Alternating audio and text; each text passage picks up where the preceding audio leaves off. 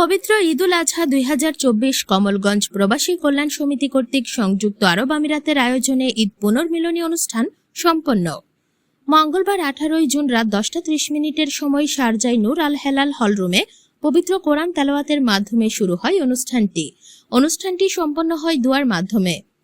আমাদের BD star TV Dubai প্রতিনিধি মোহাম্মদ আব্দুল মুকিদ জানান, কমলগঞ্জ প্রবাসী কল্যাণ সমিতি সংযুক্ত আরব আমিরাতের সভাপতি মোহাম্মদ আলী সোহেলের সভাপতিত্বে ভারপ্রাপ্ত সাধারণ সম্পাদক এনামুল হক ইমরান ও মির্জা হাবিবুর রহমানের যৌথ পরিচালনায় প্রধান অতিথি হিসেবে বক্তব্য রাখেন সিলেট বিভাগ প্রবাসী উন্নয়ন পরিষদ ইউএই এর সভাপতি এম এ কুদ্দুস খা মজনু।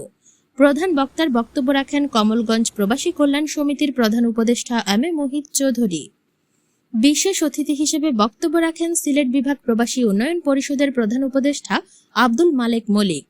কমলগঞ্জ প্রবাসী কল্যাণ সমিতির উপদেষ্টা কারি মাওলানা আব্দুল শহীদ জহির, মাওলানা শামসুল ইসলাম পৃষ্ঠপোষক কারি আবু রুকিয়ান, কুলাউড়া সমিতির উপদেষ্টা জালাল উদ্দিন মন্তর, সিলেট বিভাগ প্রবাসী উন্নয়ন পরিষদের অন্যতম সদস্য ফারুক আহমদ, জুড়ি ওয়েলফেয়ার অ্যাসোসিয়েশনের সভাপতি জুবের আহমদ, সিলেট বিভাগ প্রবাসী উন্নয়ন পরিষদের উপদেষ্টা আব্দুল মজিদ নাসিরুল হক, ভারপ্রাপ্ত সাংগঠনিক সম্পাদক এমদাদুর রহমান মাহবুবের স্বাগত বক্তব্যে সূচিত ঈদ পুনর্মিলনী অনুষ্ঠানে অতিথি হিসেবে বক্তব্য রাখেন কুলাউড়া সমিতি ইউএই এর সাধারণ সম্পাদক রিপন মজুমদার, ডাক্তার শামসুল ইসলাম, বিশিষ্ট কমিউনিটি নেতা ফয়সুল আহমদ আজমান আল ইসলার ভারপ্রাপ্ত সভাপতি কারি আব্দুর রহমান।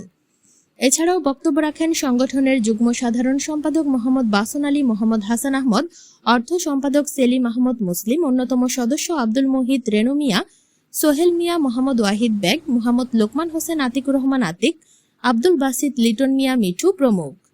পবিত্র আল কোরআন থেকে তেলাওয়াত পাঠ করেন মাওলানা শামসুল ইসলাম।